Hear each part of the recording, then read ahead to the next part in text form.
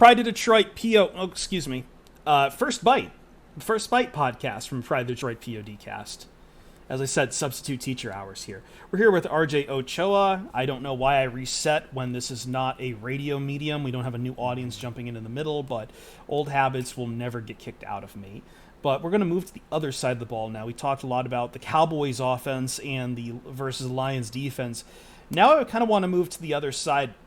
And I feel, RJ, I want to put us in a slightly more uncomfortable position because I think it would be too easy. Ryan, I think, would agree to just jump right in here and say, like, yeah, Micah Parsons is good, and he's just going to slam up against Penei Sewell. We'll get to that in a second. I'm more curious about the run defense for Dallas, especially since I think that's been kind of one of their keys of where they haven't been as pristine on their defense. And for the Lions, again, I'm cautious about anything because I see the massive injury report.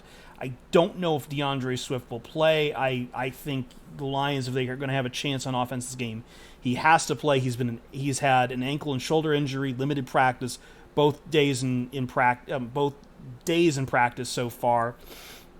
Meanwhile, Frank Ragnow on the injury report and quite a few other people on the offensive line. But just fill me in. How has Dallas really fared against the run here so far this season? I would say, we talked about the Achilles heel on my podcast. That's where they are, attackable. I know that's not a word, but that's the only way to kind of get away from Micah Parsons, right? Is just instead of going outside, just keep everything between the tackles, so to speak. Washington kind of had a lot of success with that in the first half, and because they're so well coached, veered away from it in the second for no understandable reason whatsoever. The Rams, because they're so wisely coached as well, didn't attack the Cowboys at all on the ground. But the Eagles are obviously one of the more run heavy teams and one of the better teams at it in the NFL, and they leaned into it, and they leaned into Micah Parsons. They were not afraid to run at him. Obviously, it's a little bit different when you have the personnel that they do, but it's a real thing. It's not like a fluke. It's not something that happened one time, one game or whatever. But it's a real thing that the Cowboys can be beaten on the ground. And so it's hard to explain why. Because their front four is really impressive. They've been getting home a lot without rushing or without blitzing anybody, I should say. And so it's something that Dan Quinn has kind of been trying to clean up for a few weeks now. All right, we can't ignore it. We're going to talk about it. Okay, rip the Band-Aid off. I remember going back to last Sunday, going to Sunday Night Football, watching the game, and I think it was Chris Collinsworth who said something along the lines of, Micah Parsons can play any position on defense, RJ. I think that was something that he mentioned on the broadcast. And I want to know, how often are they moving that guy around? Is it something where he's going to be attacking Penei Sewell more often than not, or are they going to be moving him right side, left side, whatever? We're just going to send him from all these different exotic places, and good luck trying to stop him. And I think the guy who gets kind of lost in the shuffle is DeMarcus Lawrence. That's another guy he's like a top 10 edge rusher for sure. So I'm so happy you brought up DeMarcus Lawrence. He doesn't have the sack numbers that you would like somebody who got a big time contract to have. So, he's a little bit disrespected in that sense, particularly among his own fans. And I think that's been, the Cowboys have had fewer takeaways to this point this season than they did last year, but they've been far more effective defensively. And I would argue that it's kind of primarily because of him, not to discredit Micah or anybody else. But if you will recall, DeMarcus was injured after the season opener last year and didn't return until December. So the Cowboys defense was as great as it was without him, without Neville Gallimore as well, who didn't debut until December. Also, they're one of their starting defensive tackles. And so to answer the Micah thing, we've tried to identify trends and kind of how he's used, and it's impossible. And what Chris Collinsworth said is a little bit cheeky, but it is true. They'll line him up on either side. They'll line him up along the interior. They'll drop him back, obviously, in coverage. They've lined him up at corner before. That's obviously a lot more rare, but it has happened. They will utilize him in every single way. They will exhaust him, although he never gets exhausted, which is kind of his hallmark quality. And I would say the reason, that they know he can is actually because of DeMarcus Lawrence. The Cowboys' second game last year was against the Chargers, and it was their first one without him. Randy Gregory was missing that game. They had no choice but to use Mike as kind of a full-time pass rusher, and he was highly successful. And so They will line them up outside of Tank. They'll line them up inside. I mean, they will send 4 traditional defensive ends. They'll go defensive tackle this, and obviously Micah's kind of classified one in those moments. And it's difficult. You can't put that dude in a box, and he usually has success wherever he's at. Ryan, I want to ask you, and maybe you can twist this to a question for RJ too. Like, what are you more worried about going into this game? Looking at, it's hard for me to figure out the Lions' offense right now. I guess I would have said once upon a time that it was a good strength for the Lions, but I feel like getting blanked by the New England Patriots shows that you do have. You have weak points. You have exhaust vents where photon torpedoes can go down those things and just be completely eradicated and taken out of the game. And suddenly Jared Goff reverts back to 2020 Jared Goff. So are you more worried about the pass rush up fronts from the Cowboys? Or are you more worried about just Lions receivers just not getting open? I think primarily what I'm concerned about is the pass rush for sure, because you run into these situations, and we've seen it this year, and especially we saw it in the New England game. After the first couple of weeks, like when Jared Goff was asked to maybe ad lib or to escape pressure, to show some pocket awareness, he did a remarkable job, I should say, when the bar was set so low from last year, right? But in the Patriots game, when he was out of structure, when he was flustered, when he was pressured, it was mistake after mistake, and that's the Jared Goff that we kind of saw in the first half of last season, where like the problems are exacerbated by the decisions that he makes after the initial problem happens. So, right. I mean, I'm very concerned about this though. The Lions go into Sunday, they want to do what Dan Campbell always wants to do. They want to establish the run. As RJ said, if you want to beat Micah Parsons and you want to beat DeMarcus Lawrence, maybe you just attack the middle of that defense and you run the ball. I'm worried at the first sign of that failing or flailing, them trying to change course, and all of a sudden now Jared Goff is being asked to do more than he's capable of. So, I don't know how to twist that into a question for RJ, because I think largely like this is the primary concern for the Lions against Dallas this week is how do you stop the pass rush? I mean, that's why RJ, I mean, that's the hallmark of Dallas's defense this year is like they relentlessly get after the passer, and good luck trying to scheme up a way to stop it, right? I guess oh, sorry, RJ, go on. Well, the Eagles did scheme up a way to stop it, and that's kind of where I think you're a little bit concerned if you're a Cowboys fan, is that they prove that there's a way to do it. You obviously again have to have somebody with the athleticism and the traits that Jalen Hurts does, and obviously the available pass catches and things like that. Yeah. And Jalen Hurts is not Jared Goff, but yes. Right. But Yeah. that's so. My point is, it can be done. Obviously anything can be done, but. I mean, we haven't even mentioned a name in Trayvon Diggs. I mean, like, that's the thing. Like, you get desperate, you're throwing up YOLO balls. Like, that's where that dude excels. I do think the Cowboys secondary is a little bit slept on just relative to the entire, like, defense because they're so good. This is the most consistency they've had in the back end in a long time. They're getting better safety play than they've had in a very long time since, I would argue, Roy Williams, the first one, not the one that we won't talk about. I mean, it is it's a really strong group all the way through. And that's why they've built their team around it. But yeah, I mean, if you can't survive that pass rush, it's going to be a long day. I think you bring up the Eagles, and again, another similarity there is just how good the Eagles' tackles are, and that's a hallmark for the Lions. Obviously, this requires Taylor Decker to be healthy and playing out there. Although I think he was this week. I think people spooked at first on the injury report, but he has welcomed a child into the world, so he was back at full practice on Thursday. So as long as you're getting Penei Sewell and Taylor Decker, there's at least some similarities there. And I guess I'm not as worried about the YOLO ball just because, with the exception of some stuff lately, it's usually been high efficiency for Jared Goff. The problem is that high efficiency needs to go past the sticks more often, and it's just not getting there. And then you get into a third down where the pressure can just get to you. Well, I guess I do have a quick question for RJ is like, if the Lions are able to attack the Cowboys through the air, Because another player who I think is probably having a really good year, who's kind of flying under the radar, is Malik Hooker. I mean, Hmm. like you talk about that back end, you know, you talking about the middle of the field and things like that. Is there any weakness in the short, intermediate, middle of the field kind of stuff? Because that's where the Lions are going to try to make their bread and butter. If Amon-Ra St. Brown can play, if TJ Hawkinson, wants to show up this week after being an absolute no-show against the New England Patriots before the bye, like, it, are they susceptible in the short and intermediate stuff?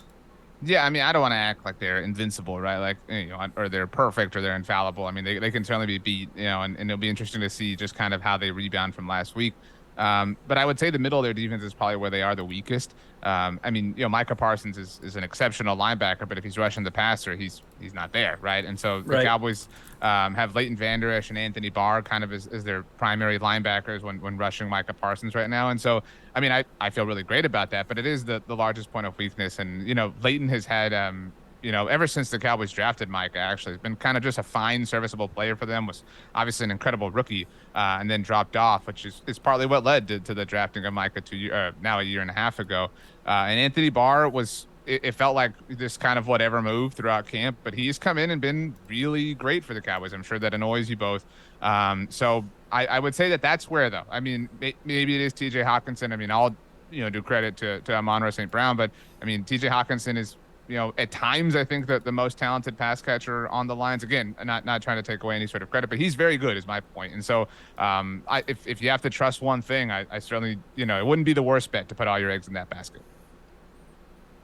I won't stand for Amon-Ra St. Brown slander. As a USC grad, I will not stand for that. Predictions, Chris? Yes, we should get on to things we think we know here. So as always, I'm probably not the best candidate for this game because me, Ryan, I put in ties every time Jeremy asks me for a score prediction on Pride of Detroit. So I'll start with you. What is your big prediction for this game? What do you think going into this game? I don't think this is bold. I don't think that this is anything that is hot take worthy. I don't think that what I'm saying is going to please any Lions fans either. I think that Micah Parsons and DeMarcus Lawrence combine for 3.5 sacks on Sunday, and that would spell trouble for anything that they want to do on offense, because I think I kind of spooked myself into believing the self-fulfilling prophecy of the Lions want to start on the ground and then their defense plays them out of the game and they have to start throwing the ball. And Penei Sewell and Taylor Decker are two great tackles, but I mean, I'm worried. I'm concerned. RJ, we'll go to you. We like to do this. It can be just one thing in there, or a player, or just a tiny thing, a big thing. But I'm not asking for a full game prediction, but just what do you think is going to happen with this game? So generally, under Mike McCarthy, and I recognize it's not the largest of sample sizes, but it is year 3. The Cowboys kind of respond to getting their teeth kicked in a little well. And I don't know that anybody feels like that happened last week, but some negative energy losing to the Eagles, division rival, national television, whatever.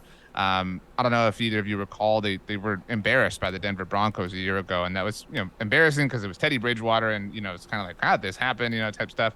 And the next week they just had their way with the Atlanta Falcons. I mean, like, it was just up and down. It was pure total Cowboys bliss. And after the game, it was revealed that in a team meeting that week, McCarthy had used monkey butt, which is like an item. I had never heard of it at the time. Similar to like Gold Bond or baby powder, as like hey, you got your butts kicked last week. Like, here's some monkey butt to, like, soften the wound or whatever. And it sounds stupid, but I mean, they bought into it, and they came out and were really successful. I'm sure you remember the year before when he did the watermelon smashing ahead of the game in Minnesota. And I don't know if I guess you don't, based on your face. Listen. I know people like to call it America's team, but please rest assured, America is not hanging on every breath of the weirdo things you guys get up to in Dallas. These were big time stories, and it is some narcissism on my end to presume that everybody knows everything that happens with the Cowboys. But so 2 years ago, when the Cowboys beat the Minnesota Vikings, same kind of thing. afterwards, it was revealed that the night before, McCarthy had smashed some watermelons with a mallet like Gallagher. He went full Gallagher. Okay. Yeah, and All and right. that the team just like loved it, and it was a big time thing, This is whatever. a summer arc from an anime. That was 2020. And then last year, again, after they lost to the Broncos, Google it. I mean, maybe in incognito mode, maybe just for your own safety. Like Cowboys, Falcons, monkey butt. Tom Pelissero reported, and he had like a bottle of it on his report. Again, it's similar to baby powder type thing that you would put on a little rash or whatever. And it worked.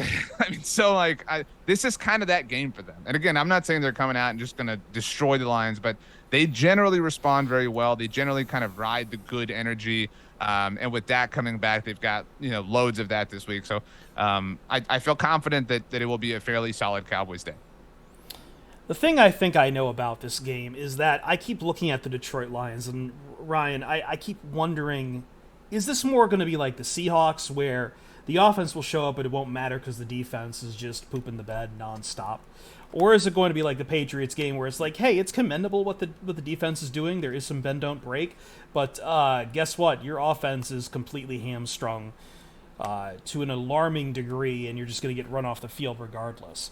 And I guess if I'm going to lean one way, I do trust that there will probably be some adjustments to the defense. I don't think they're going to be as aggressive, but I think the matchup lends itself better to doing what the Lions like to do in stopping the run, and hopefully some growth on the part of Aiden Hutchinson. But I think ultimately, because you are up against Micah Parsons, look, Penei Sewell has handled monsters before. He handled Aaron Donald in his first year.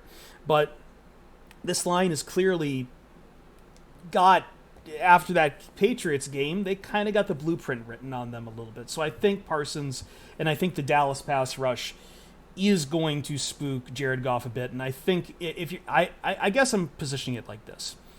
Who do I trust a little bit more in this game? The Lions defense or the Lions offense? And it might be a bit of a hot take, but I feel that after a bye week, I guess I trust the defense a little bit more up front. I trust the front seven in particular. I trust the Lions defense the same way that I trust my 5-year-old when she's told that she can't have dessert until she finishes her dinner.